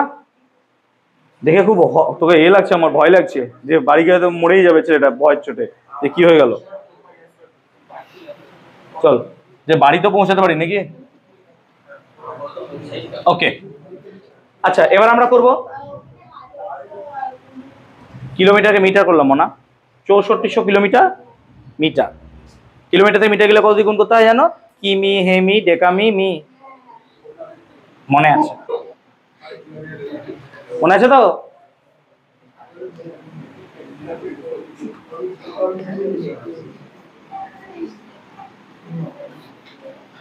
তোদের বর্ণক বিষয় যারা পড়েছে আইডিয়া হয়ে গেল তো ফিজিক্সের কোশ্চেন কেমন হয়? বলেছিলাম তো, ছিলই নাকি? আমরা বলেছিলাম যে ওই একটা সাবজেক্টে তোরা বাঁশ খাবি বড় রকমের। হ্যাঁ, এবার অঙ্কে নাকি শুনছি 120 জন ফেল করেছে 9-এ, 120 জন ফেল করেছে 9-এ। ঠিক আছে। So energy of A satellite point করবে একটি উপগ্রহের শক্তি। চুপ কর। Energy of satellite. এই চ্যাপ্টারটা ভালো লাগলো না লাগেনি বল? অবভিয়াসলি খুব ভালো চ্যাপ্টার একটা, অবভিয়াসলি খুব ভালো চ্যাপ্টার। ভালো লাগেনি? ঐশী মনে মনে হাসছে, কি হয়েছে ঐশী? ও হাইড্রোস্ট্যাটিক্স, এটা হোক, আমরা আস্তে আস্তে, অসুবিধা নাই। আমার টার্গেট থাকবে দুদিনে একটা চ্যাপ্টার শেষ করে, একটু মাথায় রাখে, যে তোমার নালে সিলেবাস আর শেষ হবে না। চলো, আর তোমাদেরকে বাড়িতে কিন্তু ওই পরিশ্রম করতে হবে বাবা, বললাম না? এর পরের দিন যেন গ্র্যাভিটেশনের সমস্ত অঙ্ক কমপ্লিট হয়ে যায়। হ্যাঁ কি হবে, 16টা চ্যাপ্টার শেষ করতে হবে, তুই এটা ভাব। আচ্ছা ওকে, আমরা এনার্জি অফ এ স্যাটেলাইট বার করতে চাইছি। তাহলে এনার্জি তো ক রকমের হয়? দু রকমের, একটা হচ্ছে কাইনেটিক এনার্জি, একটা হচ্ছে পোটেনশিয়াল এনার্জি। আচ্ছা কাইনেটিক এনার্জি মানে কি? ইকে মানে হচ্ছে half m v square, obviously sir এটা তো ট্রু। বেই চুপ। আর ভি মানে কি একটু আগে পেয়েছিলিস, কত ছিল? √gm/r, মনে পড়ছে বাবা? একটু আগে পেয়েছিলাম স্যাটেলাইটের ক্ষেত্রে ভি, অরবিটাল ভেলোসিটি, বলে যাবো না নিশ্চয়? ওকে, ভি এর মান বসাও, তাহলে কাইনেটিক এনার্জি কত আসছে দেখো, half M G M by R. তার মানে কাইনেটিক এনার্জি সামহাও আসছে কত, জি এম এম বাই 2r। আমি কি ঠিক? এটা তো অবভিয়াসলি কাইনেটিক এনার্জি। আর পোটেনশিয়াল এনার্জি বার করতে হবে। আচ্ছা, পোটেনশিয়াল এনার্জি যদি বার করতে চাই, আমরা পোটেনশিয়াল বার করেছিলাম, বিভব কত বেরিয়েছিল, মাইনাস জিএম বাই আর। বিভবটা কি এক প্রকারের এনার্জি? Obviously sir. কেন? কৃতকার্যই তো। কেমন কৃতকার্য? একক ভরে কৃতকার্য। আমি কি ঠিক বলতে পেরেছিলাম? আগে দিন খুব বড় বড় করে কথা বলেছিলাম যে একক ভরে কৃতকার্যকে কি বলি আমরা, পোটেনশিয়াল। অর্থাৎ একক ভরে যে পরিমাণ কাজ করতে হবে, the work done per unit mass should be called as potential. আর একটা কথা কি বলেছিলাম, একক ভরের বলকে কি বলে, পার ইউনিট মাসের ফোর্সকে কি বলি আমরা, ফিল্ড, ক্ষেত্র প্রাবল্য। মনে পড়ছে বলেছিলাম, দুটো কথা খুব খুব বড় কথা বলেছিলাম। তাহলে একক ভরে কৃতকার্য কত, পোটেনশিয়াল ভি। আর এখানে একক ভর নয়, কত ভর আছে, এম। তাহলে এম ভরে কৃতকার্য কত হবে স্যার, এম ভি। ভি এর মান কত ছিল, minus G M by R. তাহলে কত হবে, minus G M M by R. এটাই হচ্ছে আমার potential energy, minus G M M by R. আমি কি ক্লিয়ার করতে পারলাম? তাহলে এটা হচ্ছে পোটেনশিয়াল এনার্জি। এই এনার্জিতেই তো আমাদেরকে পৃথিবী ধরে রেখেছে। ইয়েস অবভিয়াসলি, এটা যদি ক্যাপিটাল আর বসিয়ে দিস নাকি। যেমন আমি ইচ্ছা করে জাম্প মেরেও পৃথিবীর বাইরে বেরোতে পারছি না। কেন বেরোতে পারছি না? কারণ আমাকে এই এনার্জি নিয়ে ধরে রেখেছে। কেউ যদি আমাকে এই এনার্জি সাপ্লাই করে দেয়, তাহলে আমি এখান থেকে বেরিয়ে যাবো, তাই না? তুমি এখনো তোমার বাবা মার কথা শুনছো, অবভিয়াসলি শুনছো, জানি না কতটা শুনছো না শুনছো, অবভিয়াসলি শুনছো। কেন শুনছো? কারণ বাপ মা তোমার ঘর থেকে তাড়িয়ে দিবে বলে। তুমি বাপ মার আন্ডারে এখনো আছো, তুমি নিজে ইনকাম করো না, তোমাকে যদি ঘর থেকে তাড়িয়ে দেয়, তুমি নিজের টাকাটা জানিয়েও কিনতে পারবে না। এখনো পর্যন্ত এই ক্যাপাবিলিটি এখনো আসেনি। তাহলে তুমি এখনো বাবা মার আন্ডারে আছো। সিম্পল কথা ভাবো। এবার তুমি যদি কোনো রকম ভাবে কোনো একদিন 1 কোটি টাকা লটারি পাও, ভগবান চাই সবাই পাও, কিন্তু পাবে না জানি আমি, 1 কোটি টাকা লটারি, আবে তুই 2 বছর ঘর ঢুকবি না, বাবা মাকে নিয়ে চেহারা দেখাবি না, কোথায় সারাদিন ঘুরে বেড়াচ্ছিস, আজকে মস্কো, কালকে অমুক জায়গায়, মস্কো এমনিতে যাওয়া উচিত নয়, হোয়াট এভার, ঠিক আছে, বিভিন্ন জায়গায় ঘুরে বেড়াচ্ছিস, ঠিক আছে। কেন? বিকজ তোর কাছে সেই এনার্জি চলে এসছে, যে এনার্জি তো বাবা মাকে ওভারকাম করতে চলে এসছে। যদি এটা উচিত নয়, আমি জাস্ট একটা এক্সাম্পল দিচ্ছি, তাই না? সেই জন্য কি হয়, ছেলে ইনকাম করতে থাকলে ঘরের বাইরে চলে যায়। ঘরের বাইরে মানে কি, চাকরি তো করবো ভাই, আমি ব্যাঙ্গালোরেই করবো, এখানে কে থাকবে, ব্যাঙ্গালোরে গিয়ে আরাম, কারণ ওখানে কেউ কেউ আটকানোর কিছু নাই, যা মন যাই করতে পারবো আমরা। ফ্যাক্ট এটা। তেমনি পৃথিবী আমাদেরকে বাধা দিচ্ছে। যেমন কেমিস্ট্রিতে পড়েছো, নিউক্লিয়াস কি করছে, ইলেকট্রনকে টানছে, সব সময় টানছে, ইলেকট্রনকে টানছে, আর ইলেকট্রন বেরোতে পারছে না। ইলেকট্রনকে টানছে কত এনার্জি দিয়ে, মাইনাস 13.6 ইলেকট্রন ভোল্ট। তাহলে একটা ইলেকট্রনকে ওই অ্যাটম থেকে বাইরে বার করতে গেলে কত এনার্জি দিতে হবে, 13.6। তাহলে এখানেও আমাকে এত এনার্জি দিতে হবে, তবে আমি এখান থেকে বেরোতে পারবো। মনে করে যাক, এটাই ছিল আমাদের, বেরিয়েছিল এসকেপ ভেলোসিটি ফর্মুলায় জিএমএম বাই আর ই বেরিয়েছিল, তাই না? ওকে, তাহলে এখন টোটাল এনার্জি বার করে নাও। তাহলে total energy should be equal two, এই এত খারাপ নম্বর হয়তো তো শুধরাচ্ছিস না তোরা রে, ইকে প্লাস ইপি বলে, এগুলো তো আমাদের অভ্যাস আছে মিশনে, জিএমএম বাই 2r মাইনাস কত, জিএমএম বাই আর। তার মানে অ্যাকচুয়ালি হবে মাইনাস জিএমএম বাই 2r নাকি? তার মানে টোটাল এনার্জি দেখ নেগেটিভ। তার মানে টোটাল এনার্জি নেগেটিভ মানে কি, সেই স্যাটেলাইটটা obviously bound to revolve around the planet. Energy positive হয়ে গেল, সেটা আর কি হবে, বাউন্ড থাকলো না। তুমি এখনো তোমার বাবা মার বাউন্ডে আছো, কারণ তোমার হাতে টাকা নাই। তুমি যেদিন মান্থলি স্যালারি ইনকাম করতে শুরু করবে 25-30 হাজার টাকা, সেদিন তুমি ঘরের বাইরে বেরিয়ে যেতে পারবে, ওই ক্যাপাবিলিটি তোমার থাকবে, এখন নাই। তাহলে এ ব্যাটার কি হচ্ছে, নেগেটিভ এনার্জি। নেগেটিভ মানে সে বাউন্ড আছে, কারোর আন্ডারে ঘুরে বেড়াচ্ছে, under the influence of some force সে ঘুরে বেড়াচ্ছে। এবার দেখ, total energy minus GMM by 2r, আর জিএমএম বাই 2r ছিল কাইনেটিক এনার্জি। তাহলে আমি এখানে একটা বড় বড় করে কথা লিখতে পারি, ইটি সমান মাইনাস ইকে। হ্যাঁ না বল, এটা নিটে এসেছিল এই অপশনগুলো দিয়ে, ইটি সমান মাইনাস ইকে। আবার দেখ, মাইনাস জিএমএম বাই আর, এটা মানে ইপি। আচ্ছা, নিচে যদি একটা 2 গুণ করি, তাহলে এটাও হবে ইপি বাই 2। তার মানে সামহাউ ইটি মানে আমি লিখতে পারবো মাইনাস ইপি বাই 2। হ্যাঁ না বল, দেখ তো, oh sorry, plus EP by 2, sorry EP by 2 হবে না? তাহলে এই দুটোই ট্রু, যে ইটি সমান মাইনাস ইকে আর ইটি সমান ইপি বাই 2। তো এটা পরীক্ষা অনেক সময় দেয় যে total energy of any satellite বার করো, তখন তোমাকে এটা বার করতে হতে পারে। ডিম্পি কত বাজলো রে? 9:35। চলো এবার weightlessness in a artificial satellite, last topic আমাদের আজকে, এন্ড আমরা চ্যাপ্টার শেষ করব। Weightlessness of an artificial satellite, কৃত্রিম উপগ্রহের ভারহীনতা। হ্যাঁ বল, কি হয়েছে? তুই পেশে আমার থেকে জিততে পারিস, তুই এখানে আমার থেকে জিততে পারবি না।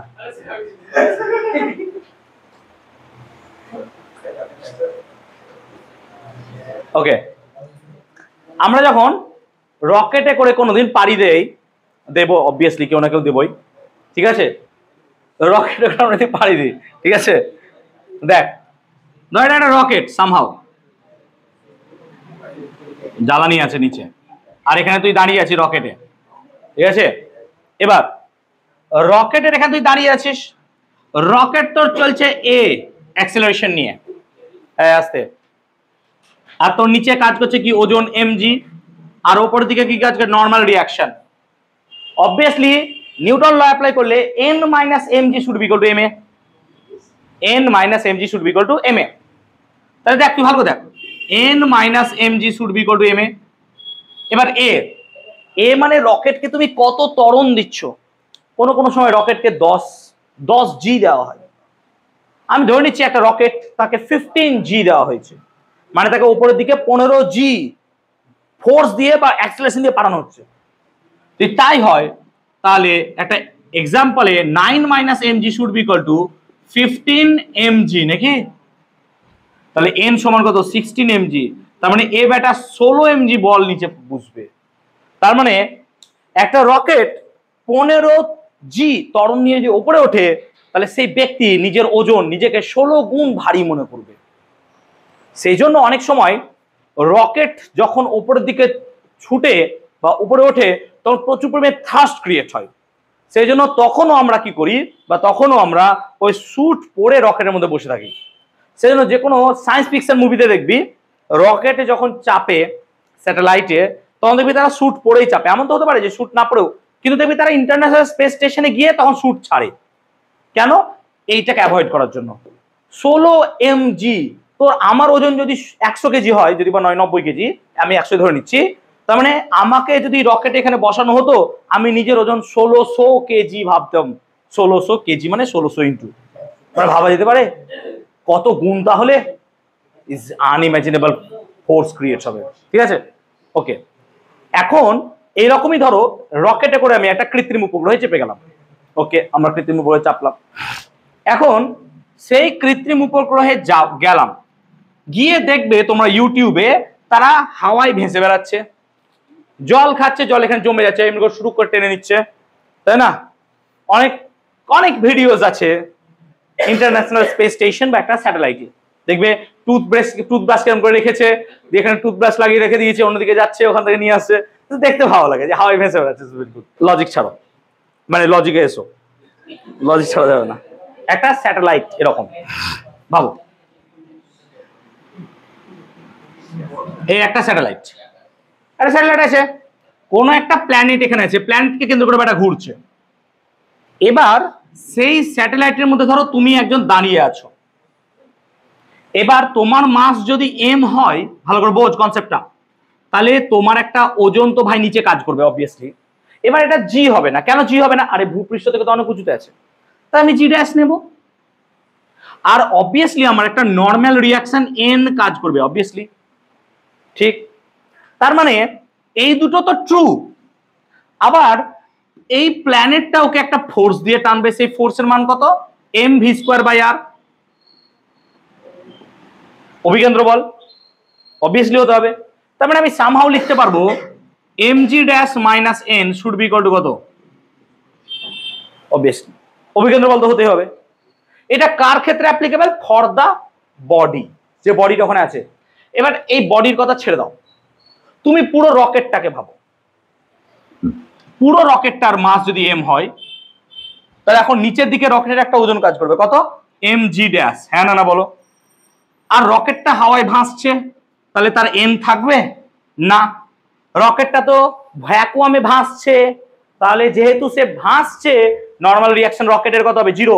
আমি রকেটের কথা বলছি, not the mass in the rocket, রকেটের কথা বলছি।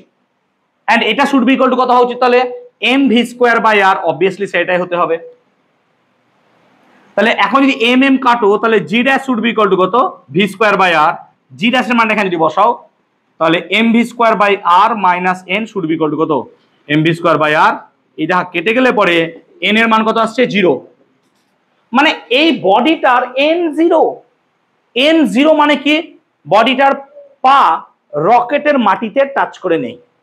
টাচ করে থাকলে এন এর মান 0 হতো না, এন এর মান বডির ওজনের সাথে সমান হয়ে যেত। তাহলে যদি এন ইকুয়াল টু 0 আমরা লিফটে বুঝিয়েছিলাম, মনে করে দেখ, যে যখন কি হবে তার পাটা মাটি থেকে ছেড়ে যাবে। যখন আমরা হাওয়ায় ভাসি তখন আমার এন কত হয়? 0। তার মানে এই বডিটার পা মাটিতে টাচ করবে না, মানে কি অ্যাকচুয়ালি এখানে কোনো গ্র্যাভিটি কাজ করবে না, মানে তার ওজন কাজ করছে না। এবার বডির ওজন কাজ করছে না মানে m g should be equal to 0। এবার এম জির ক্ষেত্রে এম কোনোদিন 0 হতে পারে না, বডির মাস তো 0 নয়। তাহলে somehow G dash should be equal to কত? তার মানে রকেটের ভিতরে অবভিয়াসলি জি এর মান অভিকর্ষ ত্বরণ কোনো কাজ করে না, গ্র্যাভিটি কাজ করে না।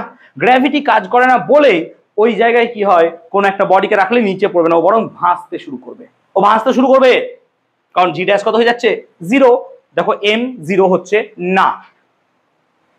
সেজন্য কৃত্রিম উপগ্রহে আমরা গিয়ে দেখব একটা বডি ওয়েটলেস, নিজেকে ভারহীন মনে করে। অবভিয়াসলি এটা এখান থেকে পড়তে পারো।